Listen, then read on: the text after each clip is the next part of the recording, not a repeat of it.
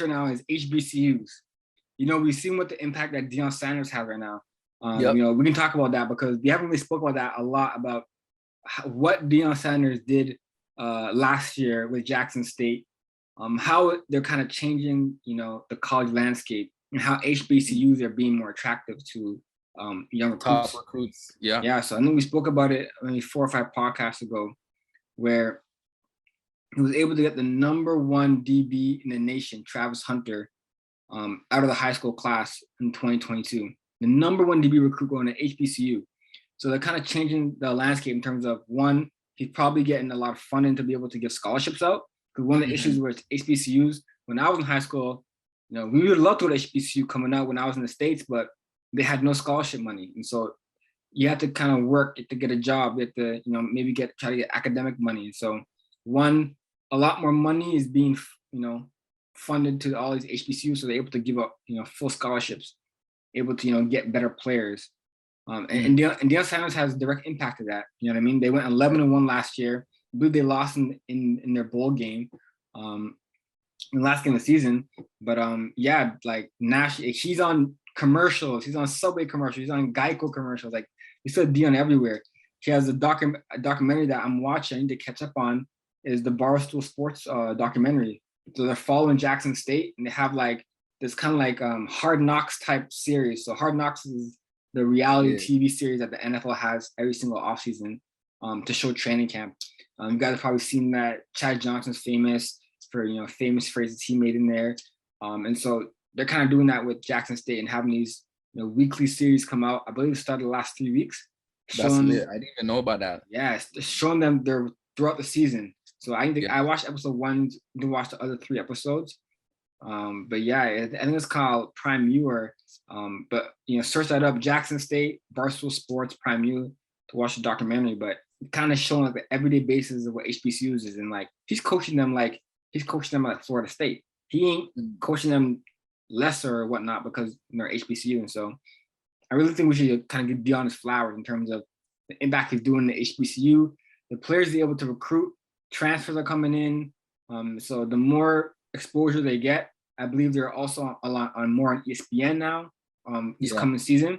So it's going to create a lot of exposure. And like as we talked about, they're kind of leveling the playing field. Everyone's saying, oh, HBCUs, they have no exposure. He's changing that. A lot more games on HBCUs are being shown on ESPN, ABC, a lot of these major networks. The level of talent, boom, he's changing that too. A lot more talent are transferring out of big schools and going to the HBCUs. They're getting top high school recruits like Travis Hunter. And so I think he's changing the game. And I think definitely it's like you said, there's great players in small schools. They just have to, have to be, shown. They have to be able to have more exposure to be able to show their talents to the world. Yearly review. I ain't making no commitments unless I'm seeing it through. And that shit ain't always easy to do. Nah, it ain't easy to. Another year alive, pushing my dreams, finding balance while I'm looking at screens. Let's get into it. Hey, what's up? All my Canadian US fans around the world. It's your boy Denver right here. And it's your boy Josh. Welcome to the podcast, man. It's the Denver and Josh podcast, the Josh and Denver podcast. Man, we back with another episode for you guys, man. Shout out to, again, all our Canadian listeners, US listeners. Big up Yard one time, you already know. All our Jamaican followers. Yeah, big ups. We definitely respect everyone listening, paying attention, grow subscribers, growing in views. So definitely hit the like, hit the subscribe before you watch the video. And welcome back to the pod. Yeah, keep supporting. So my dog, how are you doing, bro? You good? You blessed? Yeah, I'm doing pretty good. Feeling pretty good. Like this week has been actually like pretty insane in terms of what's been going on in the NFL. You've been following like usually like the NBA is more free agencies is a lot more action. The trade deadline is a lot more action. Yeah. The NFL is kind of, we don't really see a lot of big moves as much as we've seen the last week, and so it's pretty crazy. So we just start from the top. We want to start from the top and talk about our boy, Dangerous Russ Wilson, however you want to call him. Yes, sir. Big time Russ, Dangerous, of course. Yeah, man, Russell Wilson.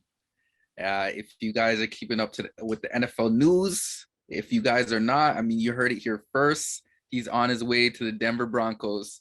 And yeah, man, it's honestly the outlook of the Denver Broncos. They were thinking they're a quarterback away. I've often said this on the podcast. I was thinking, an ideal situation for the Denver Broncos is to get a quarterback like Aaron Rodgers. Aaron Rodgers decided to, stay with Green Bay, sign an extension with them for another 4 years. So the best next thing, you got dangerous, man. And Russell Wilson is no joke, man. He's nothing to be played with. I mean, he's like a 9-time Pro Bowler, Super Bowl champion, all pro type player. I mean, he's a great quarterback. And I feel like, man, we don't mention him enough on this podcast, man. We need to give him his flowers because he's really the real deal. I mean, a quarterback that stands at what, like 5'11", man, has escapability on 100, can throw an awesome moon ball. Like his deep ball is so beautiful, bro. Like honestly, y'all need to watch his deep ball. If y'all not paying attention to that, it's a poetry in motion. You know what I'm saying? So honestly, when you plug Russ into that Denver Broncos situation, again, they have receivers stacked. They got Courtland Sutton, Jerry Jeudy. Courtland Sutton, Jerry Jeudy, Tim Patrick. Then you got a good 1-2 punch with Melvin Gordon and Williams, right? So honestly, like the offense is set. They got a great O-line, a way better O-line in Denver than Russ ever had at Seattle. So that's another addition to Russ. That's another addition. It's beneficial for him. And you already know about the Denver defense as well, man. They strong. Honestly, they are going to be a competitor, and it's going to be crazy what they're going to do, like how that division is going to play itself out. I mean, we've talked about this last podcast. You got the Raiders, you got the LA Chargers, you got the Chiefs. Now you got the Denver Broncos in that whole conversation. It's gonna play itself out pretty cool, man. Honestly, I'm excited to see it. Yeah, and you explained it, amazing. And so basically, what happened to fans tuning in is that Aaron Rodgers was the first domino. So everybody was waiting to see where Aaron Rodgers was gonna go, whether he's gonna choose to stay at Green Bay or look to go somewhere else like the Broncos. So as soon as he decided he was gonna sign back to Green Bay, I believe they gave him was like a record extension. He's gonna be the highest paid player in the NFL. I believe like $50 million a year or something. So 4 years, $200 million, 150 guaranteed. So he's definitely gonna be in Green Bay for the long term. So all the issues that they had last year, I'll put to bed. And other, they found solutions, I guess, in terms of helping out with the O-line and receivers and whatnot. And so I believe they're also going to franchise tag Darvin Adams. Yeah. Davante Adams. Yeah. And so they're going to franchise Davante Adams. They're going to keep A-Rod there. So it looks like they're going to move forward with the core that they already built. And so I believe Seattle kind of had the Broncos had a backup plan. They're waiting to see what A-Rod was going to do. Once he said, no, I'm staying in Green Bay, I said, all right, let's move on to backup plan. Let's try to get, Russell Wilson. And I believe it was like 2 first-round picks. They got Drew Lock. They got Noah Fant. So they lost a weapon, but I think Russ still going to be good with the weapons they have. Like you said, definitely. Courtland Sutton, Jerry Jeudy, some great receivers, Tim Patrick, a better O-line than he had in Seattle. So definitely like that was the dominoes. And then like the third domino, basically was Seattle saying they're going to rebuild. So getting rid of, they're not going to be competitive. Let's just be honest right now. Like Drew Lock is their QB. They're not going anywhere fast. Yeah, no way, no how. They released Bobby Wagner because I think he had like a $20 million cap hit or something like that. And so they didn't want to pay him his $20 million. And those listening is that in the NFL, usually your first year or second year are usually guaranteed. And, the remaining years of your contract aren't. So if you sign a 4-year deal, usually your first 2 years are guaranteed, or you get a big signing bonus, but your last 2-3 years aren't guaranteed. So the team can cut you at any moment. So Bobby Wagner, a great player, he's been there since the Legion of Boom. They released him. So full rebuild. I believe they have 0 players from the year they won the Super Bowl.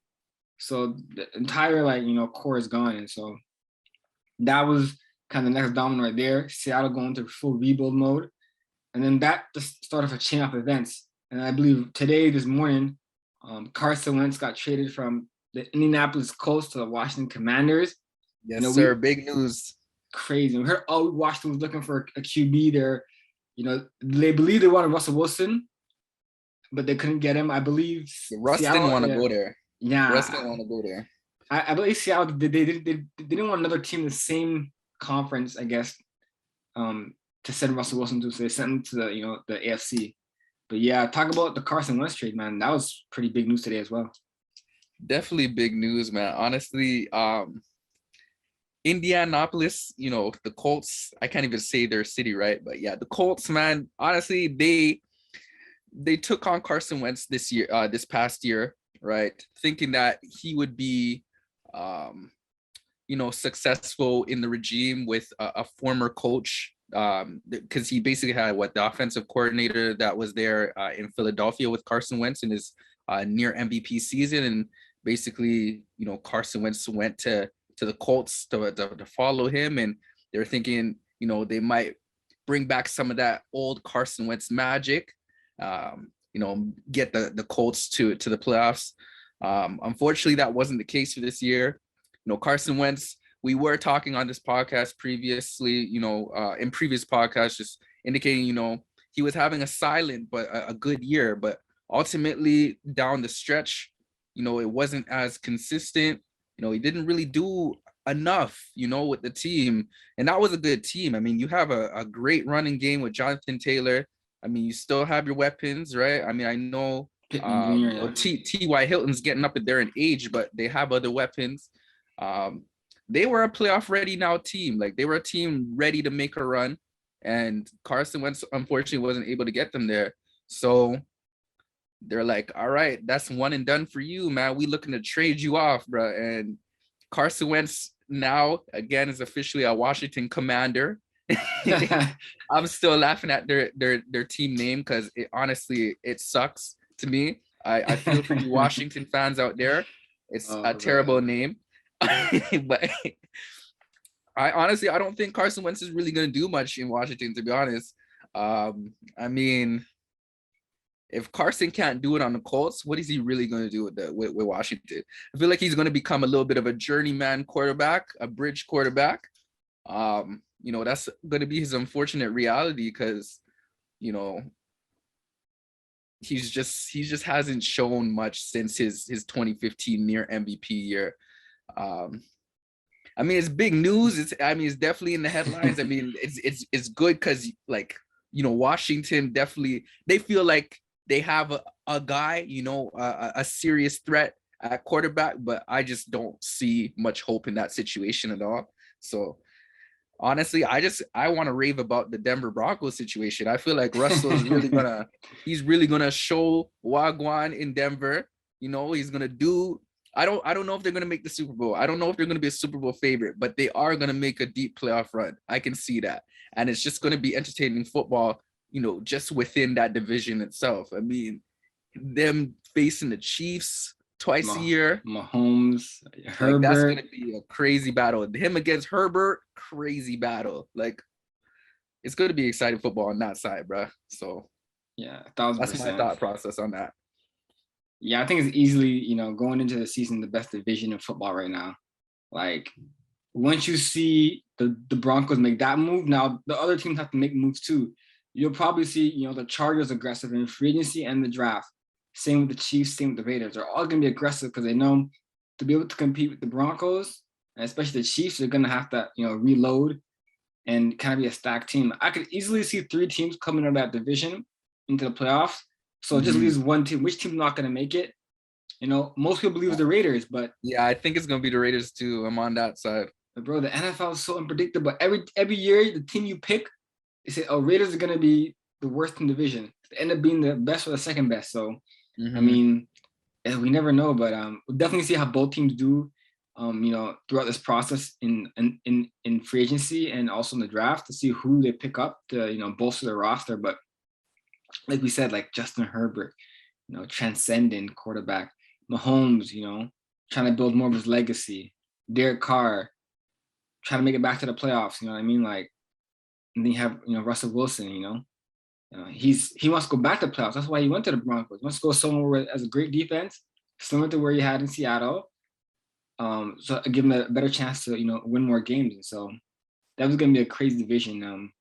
Yeah, like I was definitely like, I don't know about you, but I was caught off guard. I didn't think he was gonna get traded to the Broncos. I thought Aaron Rodgers was gonna go there. So I was a little surprised by like both moves that happened, but they both make sense though. So yeah, man, it's pretty crazy.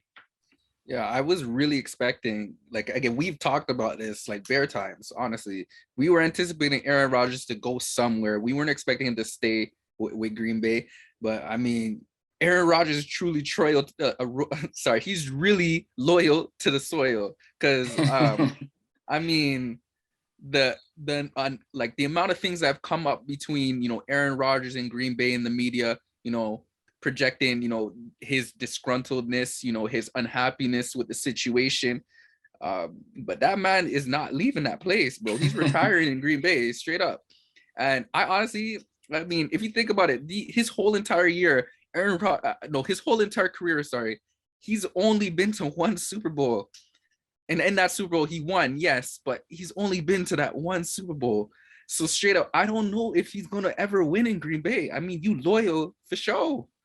That's great and all. But I don't think you winning, bro. Like you're not winning there.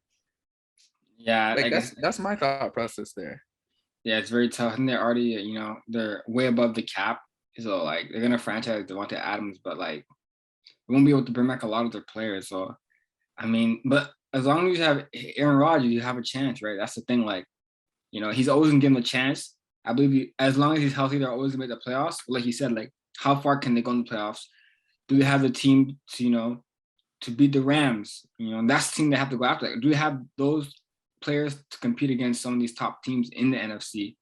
And so we'll have to see next year. But with Aaron Rodgers, they'll always make the playoffs. And so to me, that leaves a big question mark with the guy they've been trying to develop the last 2 years, and that's Jordan Love. Mm-hmm. And I believe Green Bay even came up today and said, we will not trade him. So other teams tried to go out and get him once they heard A-Rod's coming back, and they don't want to trade him. So I'm a little confused. Like, you signed Aaron Rodgers to a 4-year extension, which means he probably going to retire in Green Bay. Like, let's keep it $100. Mm-hmm. But you don't want to trade Jordan Love. Why? For insurance, in case A-Rod retires early, in case he gets hurt. Like, I don't know. I feel like they should give, Jordan Love a chance to compete somewhere else. That's my opinion. I believe, like you said, there's a lot of teams with QB openings. Talk about the Giants are looking for a QB. Obviously, like the Colts now looking for a QB. Like, I feel like he should have opportunity to compete somewhere else. But yeah, it's just like, I don't know what they're doing with him. Like, I really don't understand.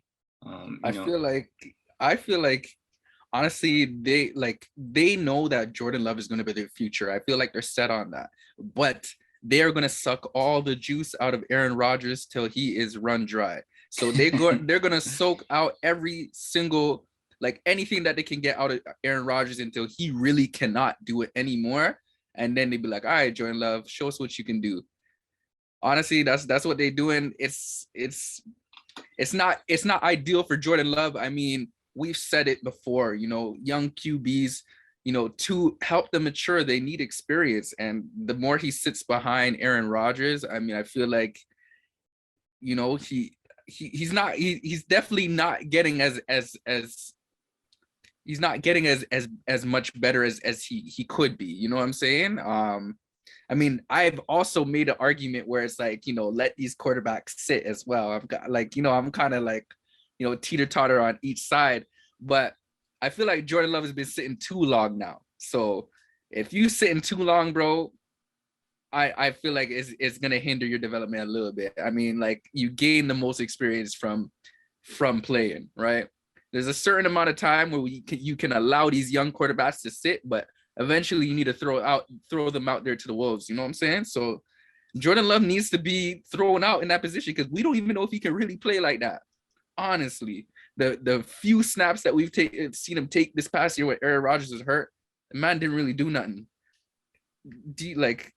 How can you get a full assessment from this guy? to really be set on him being your future. If you're not gonna, you don't get to see much of him. So honestly, I agree with what you're saying. Maybe letting, maybe shopping around, letting Jordan Love, go to another team, getting some picks in return, something like that. I don't know. Maybe an ideal situation for Jordan Love's career. But we'll see how it pans out. Maybe I could very well be wrong, and all this time that Jordan Love is sitting, he's really soaking up everything that Aaron Rodgers is teaching. It becomes, the next great quarterback for years to come, when Aaron Rodgers is done. We're just gonna have to wait. We're just gonna have to wait and see. Yeah, how long do you think Aaron Rodgers has left to play? Like maybe like 2 years, 3 years? Like, yeah, I feel like, I mean, he definitely got years to play. I feel like, these quarterbacks nowadays, they played into their 40s, right? Yeah. Like Rodgers is up there in age. But yeah, like I would have given him a chance to compete somewhere else. But no, I guess they want to keep him, which is great, like for the QB room. But like I just feel like, we haven't seen, like, we all know in football, you need repetition. You need game reps, man. Like as much as you're able to do in practice, it's great, but you need those live reps to develop as a player. And so, yeah, hopefully they will see him a lot more. Maybe Aaron Rodgers sits a lot more fourth quarters when they have a lead and they put Jordan Love in the game more. So maybe we might see more of him this year. But we'll see how that plays out. But yeah, man, it's been a crazy week, man. From A-Rod, to Russell Wilson, to Carson Wentz. I believe they said like the Colts are targeting Jimmy G. So we have to talk about this because like Jimmy G, like I feel like they don't want a bridge QB in Indy, but I feel like they're going back to another bridge QB. Like, yeah. Jimmy G, he's in San Fran because he's supposed to be the bridge to Trey Lance. Now, reportedly, Indy's gonna make a package to try to get him. If he goes to Indy, isn't he another bridge QB, or is he the guy? Like, yeah, like it's very interesting. Like, I'm excited for Trey Lance if he gets the opportunity because, like we've talked about, like a lot of the great players said that he's not ready yet. Mm-hmm. But like, I actually want to see, what he can do. Like, pick the top 5 pick last year. I mean, definitely excited to see like how Kyle Shanahan can use him in his offense and how successful he can be, running their playbook. But yeah, what do you think about Jimmy G to the Colts, man? Like, I feel like it's another bridge QB. Like, I don't know if he's the guy. Maybe I'm wrong, but they're going from a bridge QB to another bridge QB. I mean, how better can he play than Carson Wentz than he did last year? So that's definitely like an interesting move to see like how that works out if they do get him. Mm-hmm.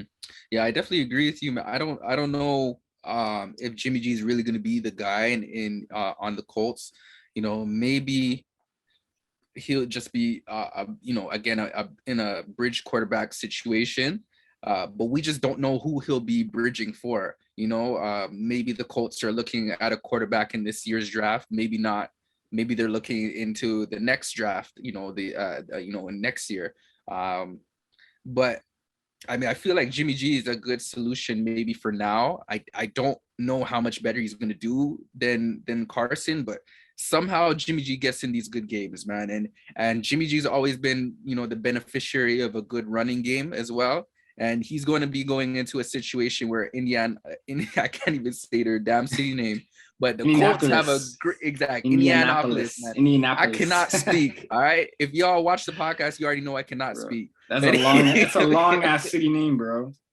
It's for real. So I'm just gonna keep it at the Colts, man. So we already know that the Colts have an extremely strong running game with Jonathan Taylor. So, and we already know that Jimmy G, man, he gets into big games. He somehow gets a team to rally behind him. People somehow want to play for this guy, even though he's not even that nice. But they just, there's some aura around Jimmy G, and it gets them to these important games, and players want to play for him. They want to play around him. So maybe this could be a ideal situation for the Colts, or this could very well be a disaster. And we're looking for another quarterback. Again, we're looking for the next best young thing after this 1 year in Indianapolis. I hope I said it right. Indianapolis. Yeah, I cannot say it, man. if you watch this podcast, you already know I cannot speak. So you it's a tongue twister, man. for real though. Yeah, I definitely agree. Like, there's not many QBs in the draft this year. Like, probably the weakest draft class this year, especially when Spencer Rattler said he wasn't going to come back. I believe he probably would have still been number one if he would have came out, maybe. I don't know, man. He really hurt his draft stock, man. He did, but if he had a great year. Yeah, if he had a great year, he probably would have been number one, I believe. Yeah, definitely. I think you have guys like Kenny Pickett and the guy from Pitt. A few of the guys, the guy from Liberty. Malik Willis or something. I think Malik Willis. Yeah. So you have a few guys, but I don't know, like game changers. Like, could be wrong. Like, the NFL pundits, like, we're relying a lot on them for their opinion, but they be wrong like 80% of the time. Yeah. Case in fact, Tom Brady 6th round pick, AB 6th round pick. Like, we've seen bare guys that just get picked the bottom of the draft. Russell Wilson 3rd round pick. Like, we've seen buried players that get drafted. That prove that they're actually worthy. Of more of being picked higher, and so definitely we kind of segue a little bit into the NFL Combine, man. Like, weird year, man. Like, I've never seen a year where, maybe because there's no star QBs. I know there's some, there's some great defensive ends. Thibodeau out of Oregon. There's some other great players that are out there, but I believe they said, like, there's going to be a lot of offensive linemen picked in this first round, which is great for teams that need O-line help. Yeah, for sure. But it's been a weird year. Usually we see a lot more buzz from the NFL Combine. You hear guys running this, star QBs coming out, game-changing QBs.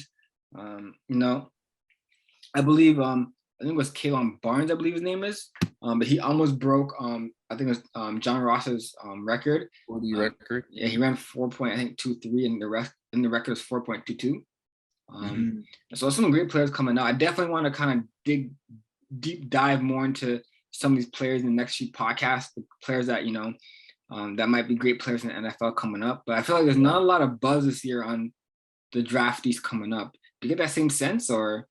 No, I definitely hear you with that. Honestly, I feel like it's hard to pinpoint who's going to be the next great one, coming out of this draft. Usually every draft, there's at least one, big time quarterback that, everyone's raving about, everyone's like are sold on, like, this is going to be the number one pick. This guy is going to be a franchise changer. We don't really get that. I haven't heard anything about that. I mean, again, it's just due to, this weaker class of quarterbacks, unfortunately, this year. I mean, there are, a couple speed guys at receiver, some guys that probably be nice. Some guys, on the defensive backside as well. Guys like Sauce Gardner. I mean, he's a big, long corner. He's definitely going to be a gem for anyone who picks him up. I mean, because if you think about it, I mean, corners are not really built like him. Like, that dude is big and long, bro. Like, like, you know what I'm saying? Yeah. He's like a Brandon Browner. Like, you remember Brandon Browner? Oh, yeah, he was a beast. He played on the Seattle Seahawks. Yeah, like, that dude is he's just big, bro. And honestly, I feel like and he's able to move around too. So I mean, honestly, that's what kind of teams are looking for. A freak athlete at corner like that. Hamilton from Notre Dame. I mean, he's a freak.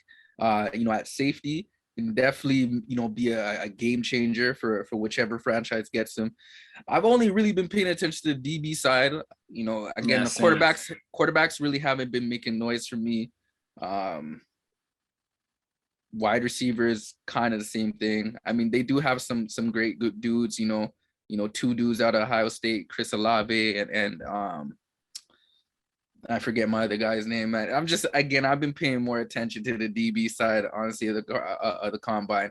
But yeah, I totally agree with you, man. So yeah, like, I feel like we have to do a deeper dive probably the next few podcasts regarding the draft and like some of these players coming out. I believe, his consensus number one, going to go number one all year is Aiden Hutchinson out of Michigan. They kind of compare him to like a Joey Bosa or Nick Bosa. The O lineman that has a ton of moves, can spin, can bull rush. and has great motor. And so he's a guy out of Michigan that they think everyone thinks is going to go number one. And so, yeah, they definitely want to deep dive more into the draft. Like, definitely want to figure out, like you said, like pay attention to more of the DB side, kind of like figure like some gems that we see that, we want to kind of shout out in the next few podcasts before the draft. Because it's actually coming pretty soon, like what, second week of April? That's like a month, fam. Like, I feel like there's no buzz, fam. Like, I'm still gonna watch. We're still gonna watch, but I feel like it's one of those weird years where like we're probably gonna pay attention more closely. The free agency. Yeah, free agency than the draft, but we'll definitely be paying attention to the draft. So if you guys are watching, definitely go into a deeper dive with some of the draft prospects that are coming out this year, and shout them out, and some gems that we find, as we get closer and closer to the NFL draft coming up in probably about a month. Yes, sir. Definitely need to dive into that, man. Just give you guys a good projection of what's to come. Who's gonna be the next big names. Yeah. But I like to go back to that point that you made. Just within the draft and how GMs, they're not really NFL scouts in general. They're not usually able to always project who would be the next great talent in the NFL. Sometimes there are some great players that basically fall down the draft all the way to the 6th round, like a Tom Brady, like a AB. I mean, honestly, I don't know what it is. I don't know what these teams or what these NFL scouts, these GMs miss, but like it's just like, do you not see the work ethic that these young players, these players that have fallen, and do successful in the NFL, do you not see the work ethic that they, put in to be, the players that they are? I mean, like AB, no one has ever questioned this man's work ethic. Everyone commends and raves about the way that this man works hard as hell. Like nobody outworks him. You know what I'm saying? How do scouts miss that? How does he fall all the way to where he fell in the 6th round, but still he becomes the one of the greatest NFL receivers, definitely a Hall of Fame talent? How does that happen? You know what I'm saying? It's like, what do you think goes into that? Like, what do these teams miss? Like, what do these scouts miss? That's a big, like you said, it's a big, I know it's a big loaded question. But we can go into so many different avenues. One of them I was obviously listening to the Pivot podcast and stuff like that. But one point that I like that Channing makes a lot is, unfortunately, a lot of times it depends on what school you go to and who you play. And so to kind of break it down for some people listening is that if you go to an Ohio State, an Alabama, you have the national TV audience. Scouts are going to every Alabama game, probably get every scout in the NFL team watching every single Alabama game. So you get a lot of exposure. And so that's basically what it is. Like for me, a lot of it is exposure. Guys like AB going to Central Michigan, there's not a lot of scouts going to their games. You do have some scouts, but and not a lot of scouts are going to go to a Central Michigan game compared to the Alabama game. Another reason is, the level of talent that you're playing against on your team and against the opposing team. And so we all say like iron sharpens iron.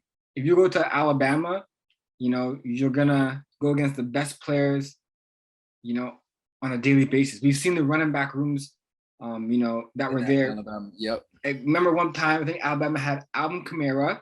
Yep. Derrick Henry. Josh Jacobs. Josh, where's Melvin Ingram? They had like 4 or 5 running backs at one time that were stacked. Yeah. Derrick Henry was the same time as Alvin Kamara. And then Trent Richardson. Trent Richardson probably was, or was he there before? I don't know. There's just a whole bunch of great running backs from Alabama in general, straight up. But not everyone did well, though, if you think about it. There were like Trent Richardson didn't have such a great career.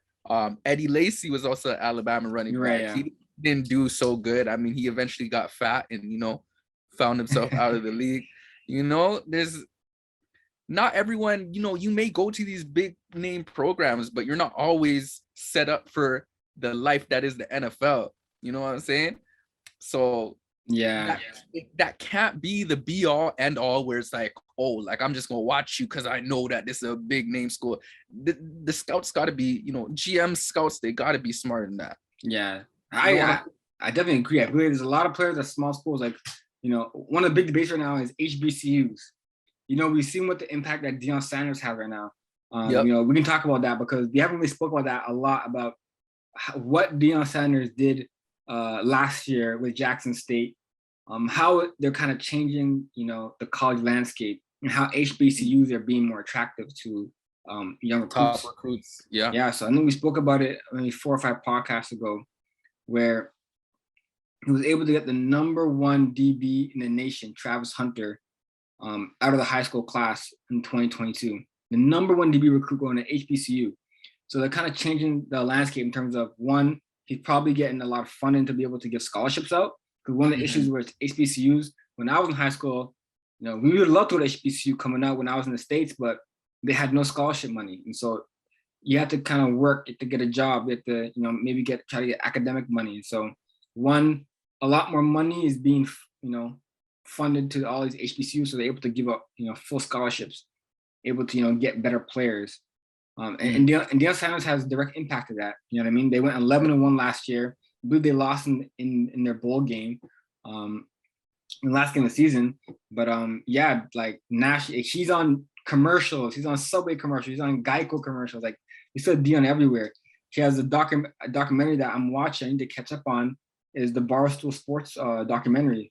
So they're following Jackson State, and they have like this kind of like Hard Knocks type series. So Hard Knocks is the reality TV series that the NFL has every single offseason to show training camp. You guys have probably seen that. Chad Johnson's famous for famous phrases he made in there, and so they're kind of doing that with Jackson State and having these weekly series come out. I believe it started the last 3 weeks. That's it. I didn't even know about that. Yeah, it's showing them throughout the season. So I watched episode 1, didn't watch the other 3 episodes. But yeah, I think it's called Prime U, or but search that up, Jackson State, Barstool Sports, Prime U, to watch the documentary. But kind of showing like the everyday basis of what HBCUs is, and like he's coaching them like Florida State. He ain't coaching them lesser or whatnot because they're HBCU. And so I really think we should kind of give Deion his flowers in terms of the impact he's doing in the HBCU, the players they're able to recruit. Transfers are coming in, so the more exposure they get, I believe they're also on more on ESPN now, this coming season. So it's going to create a lot of exposure, and like as we talked about, they're kind of leveling the playing field. Everyone's saying, "Oh, HBCUs, they have no exposure." He's changing that. A lot more games on HBCUs are being shown on ESPN, ABC, a lot of these major networks. The level of talent, boom, he's changing that too. A lot more talent are transferring out of big schools and going to the HBCUs. They're getting top high school recruits like Travis Hunter. And so I think it's changing the game. And I think definitely it's like you said, there's great players in small schools. They just have to, they have to be, shown. They have to be able to have more exposure to be able to show their talents to the world. Mm-hmm. Yeah, honestly, like you said, we need to give Deion his flowers. And I definitely need to tap into that show for sure, because I love me Hard Knocks. So any football show that's similar, I'm all for it. Yeah, man, what Deion brings, I mean, again, he brings his media personality, you know what I'm saying? I mean, from his playing days, I mean, he is prime time, you know what I'm saying? He was the man with the jerry curl, all the jewelry, the fast cars, man. Yo, he was life, bro. Deion. Big time, prime time, bro. So for a man like that, to go to a HBCU, he's changed the game, as you said. I mean, just bringing all that attention to the HBCUs that desperately need it. I mean, again, these are schools, historically Black colleges, that are important to our culture. These are schools that people like us, that would naturally go there. We turn it down for big schools like Alabama, basically historically white schools like University of Texas, like, just these other schools, because like you said, HBCUs don't get that funding. You know, they never got that funding before. They never got that attention. You know, you never got to play in front of, you know, thousands of fans like you know, like these white schools. So ultimately, again, Deion is really changing the game, bringing attention to these HBCUs, you know, bringing them to the forefront. And, you know, it's shifting the culture, man. And honestly, like, shout out to you, Deion. You know, we need, you know, more like Deion to you know, put these HBCUs on the map, you know, and give these players an opportunity, because, you know, there is still good competition in these schools. You know, there are still some great players, you know, that go to these schools. So just bringing that attention to them, you know, is just amazing to see. And yeah, for that, we just gotta, you know, give Deion his flowers for sure. 100%. And I believe like Hugh Jackson at Grambling State now, and Eddie George, you know, my fellow Fork Union alum, he's at Tennessee State. So they're getting like, you know, ex-coaches, you know, black coaches from the NFL, like Hugh Jackson. They're also getting like former Hall of Famers like Eddie George to coach. Like Eddie George, yeah. Shout out to them. Yeah, so, you know, they're definitely supporting. So we definitely got to show more support. This coming season, I think we're trying to do something where we kind of like talk about some of the games, like big games coming up, kind of mention more Jackson State, the HBCUs, because they're definitely on the rise. So we definitely want to kind of talk about that and report that as well. Yeah, man. Let's put it out there, man. We need our fans to tap in, honestly. Yeah, man. We definitely want to show support definitely to the HBCUs and, you know, cover some of their games or something like that. And so definitely stay tuned to that. Yeah, for sure. More to come. Yeah. Yes, sir. What other topic, man? Calvin Ridley? You talk about that? That's another one, man. I almost forgot about that situation.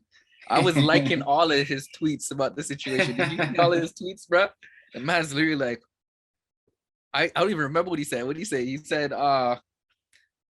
he's like, I bet $50,000 I don't have a gambling problem. Saying something like that. So he only bet 1,500. So it's not like he bet like millions of dollars or hundreds of $1,000s. He literally, the total amount of all his bets were 1,500. One, he wasn't on the team. Exactly. He was hurt, or he walked away from the team, right? Due to like personal mental health issues, right? So I don't agree that it's wrong what he did. I agree that they suspended people for a lot worse stuff for less. Mm-hmm. And so, you know, just for example, you don't want to call any names, but like, let's say for like, you know, harassment or any type of allegations, they suspended guys for 2-3 games. But Ridley's out for a year. So it's like, they said, oh, it's the integrity of the sport. But it's like, I don't know.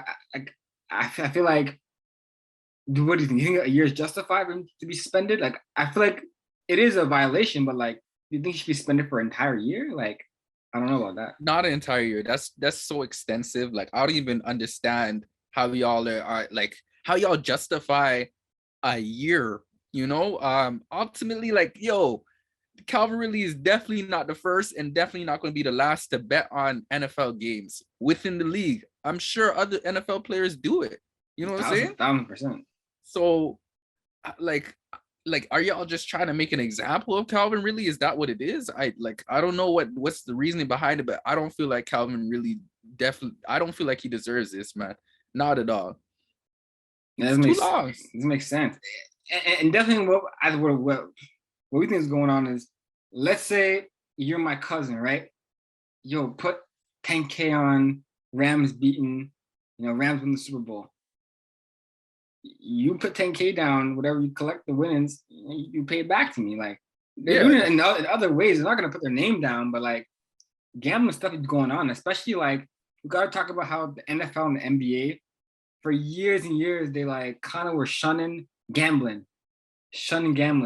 But now there's big sponsors out there, DraftKings, you know, there's like big time bettors. Yeah, FanDuel. There's these big companies throwing big money, and the NFL, they're taking this money. FanDuel, DraftKings, I believe they're part of the NFL, one of them in some ways regarding sponsorships and stuff like that and advertising during their platforms and during their games. And so, you know, they're full on support of gambling right now. And so, yeah, like, I'm not saying it's like whether doing what he did was right, but I'm saying like you said, like they're trying to show him as an example. Like they're trying to be like, hey, like, like It's just if you don't think about it, we'll split you for an entire year. yeah. It's just extensive, man. Honestly, and it's not illegal activity. Honestly, it's not illegal activity. Like you don't go to jail for these types of things. People get arrested on DUIs all the time. Exactly. Yeah. That's illegal. You get suspended for how long? Couple games. 1-2 games. 1-2 games. So to suspend this man for a full year, the man didn't even play he didn't even play all of last year because of, he stepped away from the team. So this man's gonna have like an ample amount of rest. Like like too much rest, bro. This man's literally like, it's just not deserved at all, man. I don't understand it, bro. I don't understand it.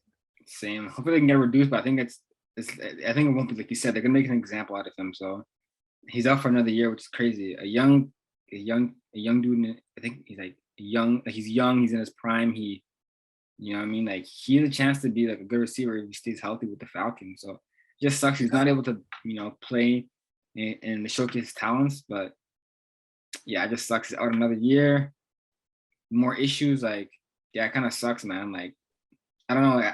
I definitely agree. I believe like Roger Goodell needs to kind of like figure out like for certain things like DUIs and like other infractions, like why are they one game, but stuff like this is like an entire year. We can't have this integrity of the sport, blah blah blah. So like you said, like I don't think it should be a year. Hopefully it gets reduced, but like I don't think it will be. Yeah, it's very unfortunate. Yeah, definitely got to speak to the commissioner about that because like what the hell, right? And Crazy. Honestly, man, it's just like if you're thinking about like I'm thinking about Calvin Ridley's career projection. I mean, this man was supposed to take over for Julio Jones after Julio Jones went his separate way, went away from the Atlanta Falcons, right? So he was supposed to be the guy. You know what I'm saying? So just having him away from the team for even more time. Again, he chose to step away last season. He needed that time personally, right?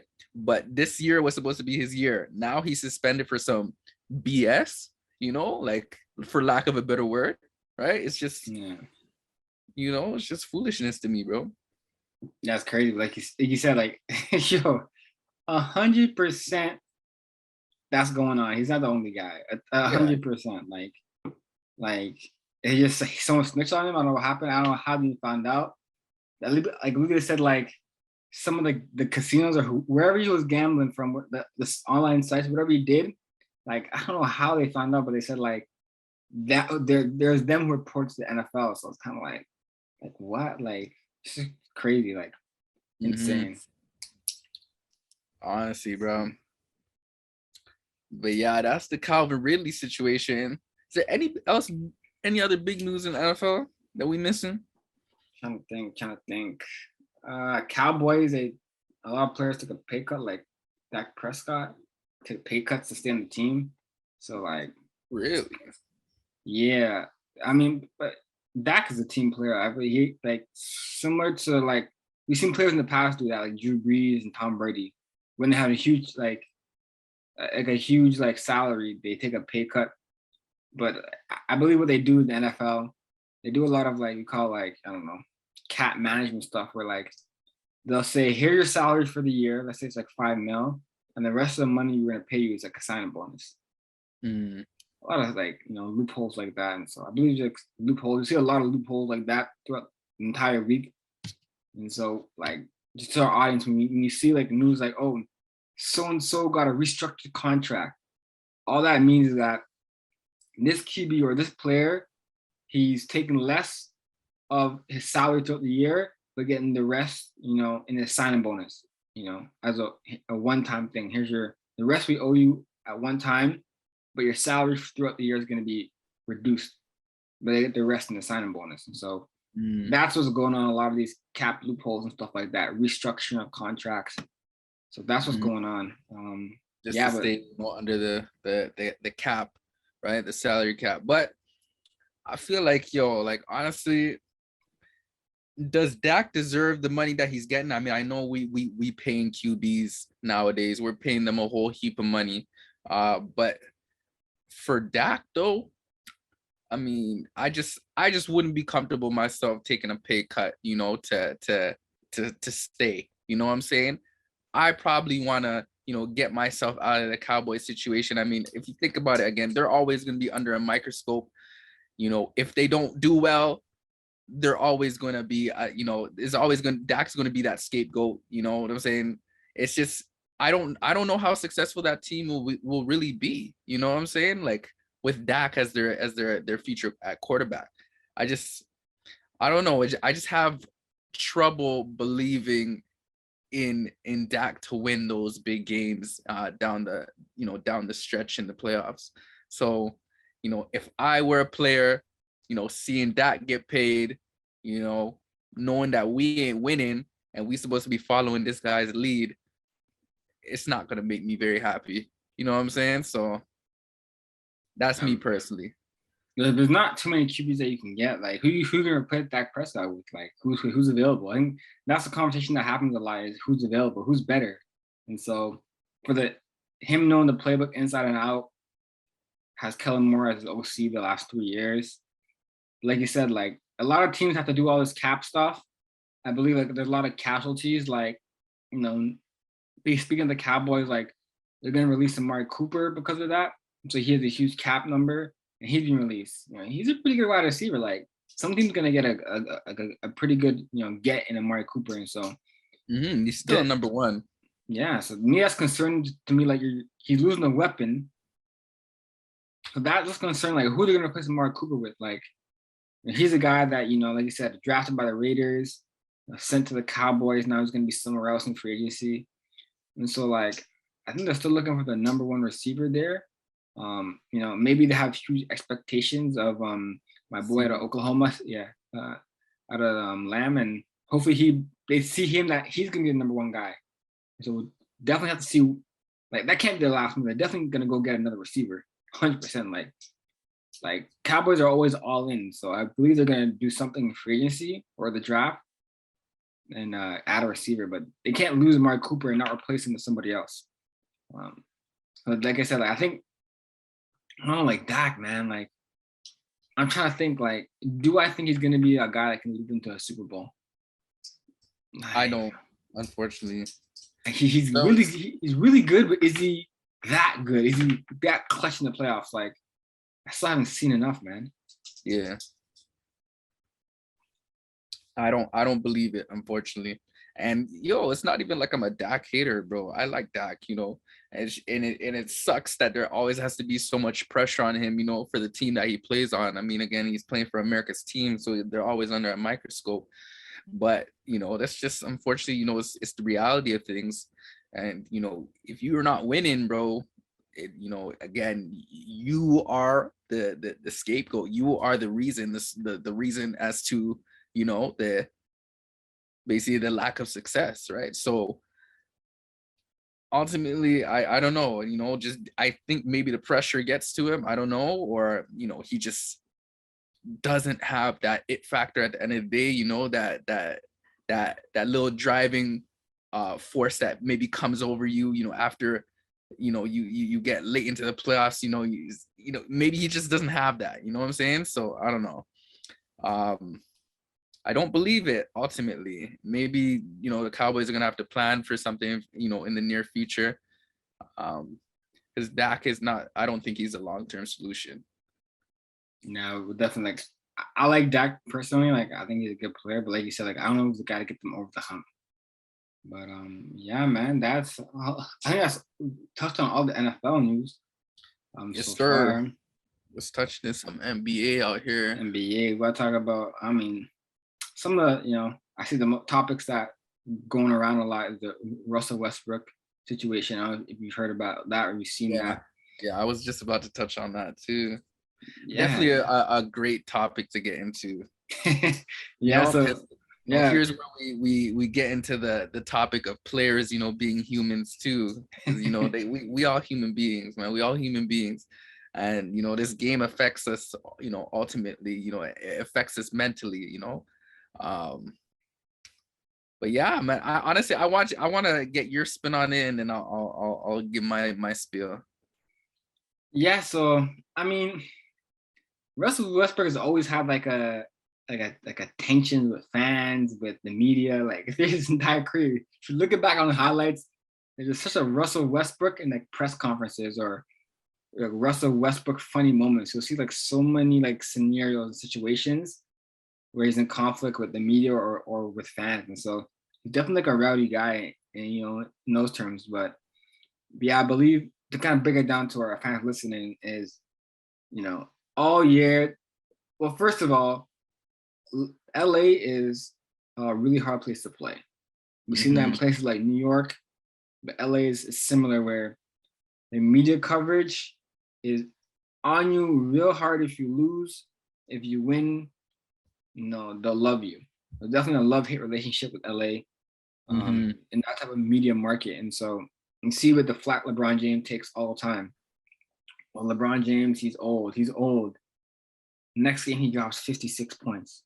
Yep. Shout out to LeBron, man. 37. I believe he's like the fourth player at that age. Right? Dropped 50 plus points. I believe it was like Kobe, Michael, Jamal Crawford.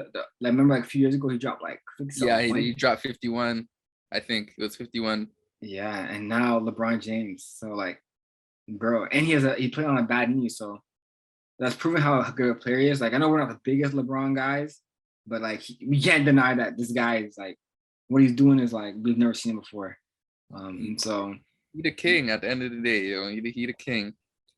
Yeah, and like come out to Russell Westbrook, like he's not been having a great year. Like I said, he's getting a lot of media. Like they're bashing him a lot in the media. Fans are going in the game, online, social media. Fans are going after him. I believe it's hit a point where I actually agree with. I think his wife came out with a statement on Twitter and said like they're getting death threats and stuff like that. I'm like, whoa, yeah, like this isn't going to take him too far. Like NBA, NFL, like we played sports our whole life. It's a game. It's a game that can make you a lot of money, but at the end, it's still a game. So we love the sport, but like you know what I mean. I think people are taking it too far when death threats are starting to happen and stuff like that. I know a lot of people think, "Oh, come to the territory. That's what you have to expect," but I don't think it should be that far. I believe there's a line that fans shouldn't cross. I believe that's one of the lines that definitely fans shouldn't cross. And so, yeah. And so, I mean, the whole Westbrook thing, that's been going on for like a long time, ever since like that's 5 years. I feel like Skip Bayless started that one. Yeah, Skip Bayless is like the number one advocate for calling him Westbrook. It's gotten, I don't know, it's gotten a little bit out of hand though. It's really gotten out of hand. Because bro, he's I don't know, like I agree, like Westbrook, yeah, it's funny that you're an opposing team, you shooting a free throw, Westbrook, he's shooting the air balls, Westbrook. But I think what's going on, he's kind of right in one aspect is that they're kind of tarnishing his legacy and his name. Meaning just like he's gonna make the Hall of Fame, fam. He's probably gonna the top 100. Yeah, top 100 in the next 25 years. No doubt about it. Yeah. So like I think that's what's going on, is that people saying, whoa, slow down here. I'm still a Hall of Fame player. I'm still a great player. I'm still number one since he came to the league in triple doubles. You know what I mean? And he's having a career and he's still averaging 18, 7, and 7. So I mean, that's some people's best years. And so I mean, what's your opinion on that? Yeah, just to add on to what you're saying, bro. Russ in his press conference after the game, I believe it was against the Spurs, indicated that, he didn't want his family to come to games, bro. Ultimately, like you said, fans have been really just tarnishing, the name Westbrook, changing his name to their liking, again, Westbrook. Ultimately it does come off as a disrespect, to his legacy, to his family's legacy. I mean, he even told a story, of his son, Noah, who basically goes to school, writes his name everywhere, says, "Hi, I'm Westbrook," like he's proud of his name. So just the fact that, people, again, fans who are, they expect players to be robots. If you're not playing to a certain caliber, they feel like they can just say anything. ultimately they are tarnishing the man's name. They are basically, just altering a name that has, lived for maybe, generations, ultimately, a name that is, respected, amongst them, right? So to alter it, and be disrespectful with it, I agree with his standpoint.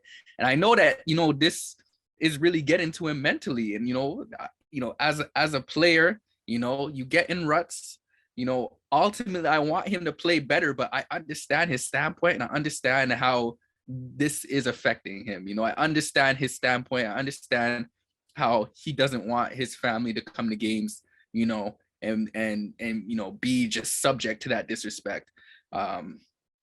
So yeah, it's just, it's an unfortunate situation, man. It just hasn't been a good fit between him and LA.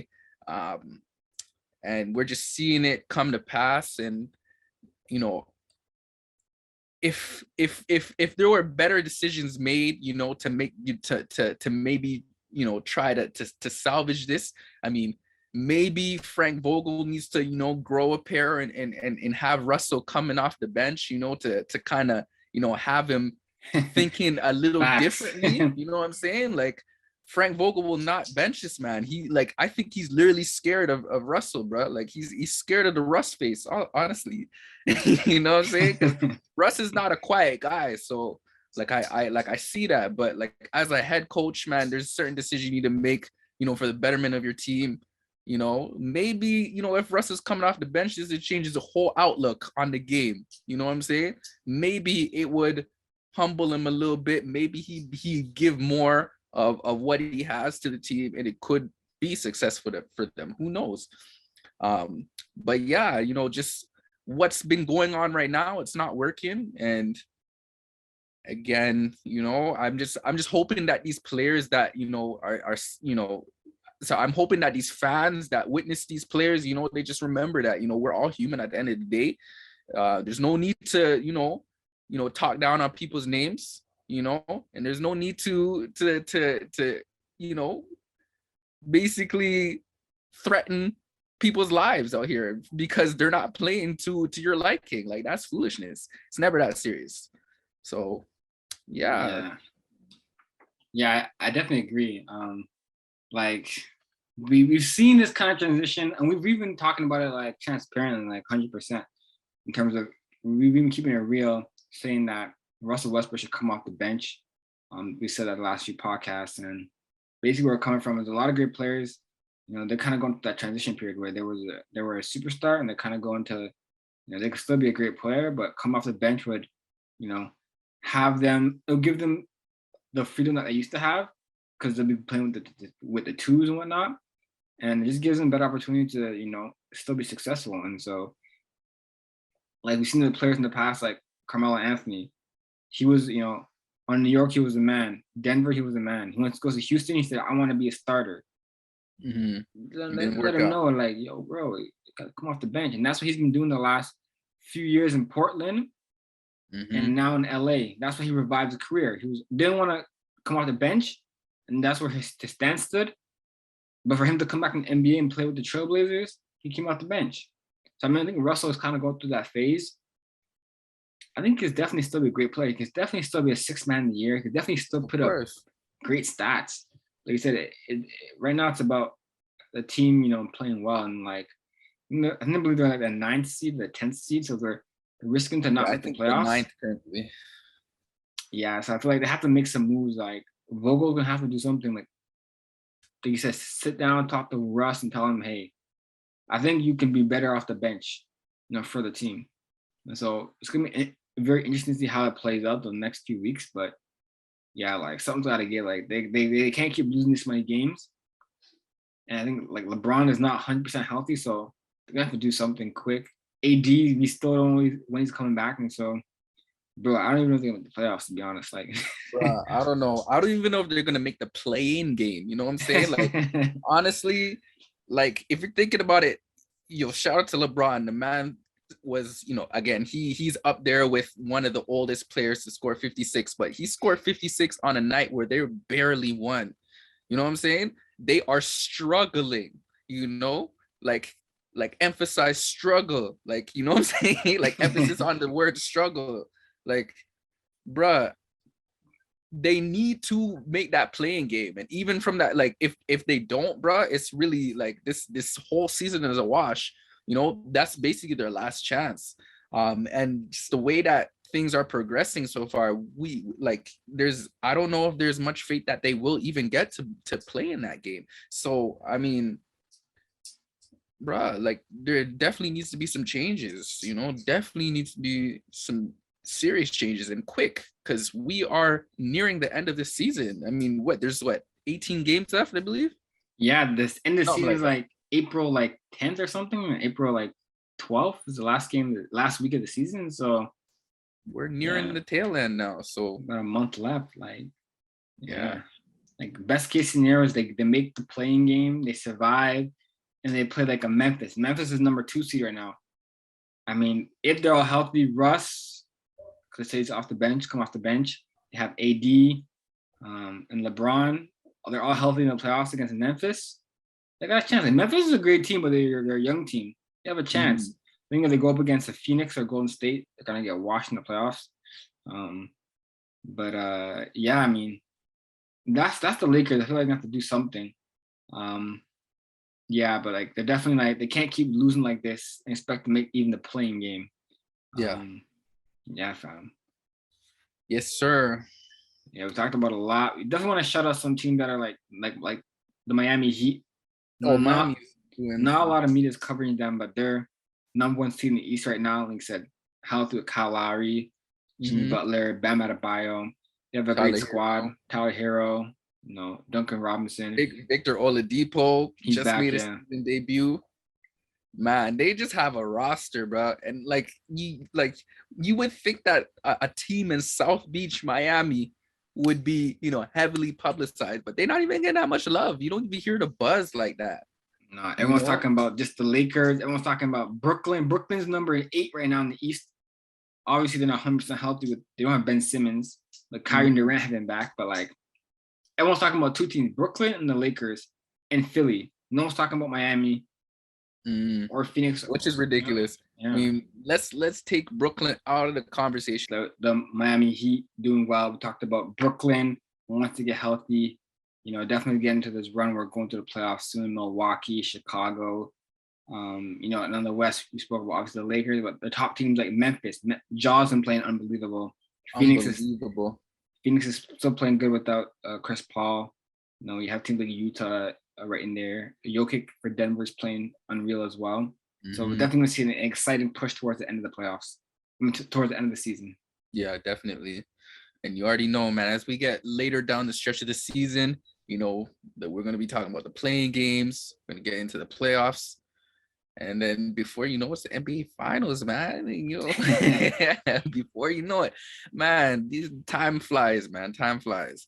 We're always going to be, we're going to keep up with those games, but we're also going to be, continue to keep up with NFL free agency and the draft, as we said. So it's going to be more to come, man. It's going to be more to come. Yeah, and I appreciate y'all listening. Like we said, don't forget to subscribe, get those numbers up, hit that like button. Make sure you tell all your friends to subscribe. And like we said, your boy Denver right here. And it's your boy Josh. Make sure you tell your aunts, your uncles, aunties, your cousins, your grandparents. Just tune in, man. Again, you guys are probably hearing a lot of things here first. I'm just gonna keep it a buck, We stay current, We stay up to date. You know what I'm saying? So giving you guys all the best, the word on the street, we break it down and we keep it real. That's the best thing about this podcast. Keep it real. We give our insights and our opinions, and we're not held to any, certain type of media opinion or stuff like that. We're not being slighted or slanted towards a certain way. We just speak our truth. And so that's what we want to keep doing on this podcast, and we appreciate y'all listening. Yeah, big facts. You already know. All right, thank y'all. You already know, family. All right, easy. Yes, peace and blessings. Yes, same. shit. At this point, I'm merely amused. 22, checking in, it's like a yearly review. I ain't making no commitments unless I'm seeing it through. And that shit ain't always easy to do. Nah, it ain't easy to. Another year alive, pushing my dreams, finding balance while I'm looking at screens.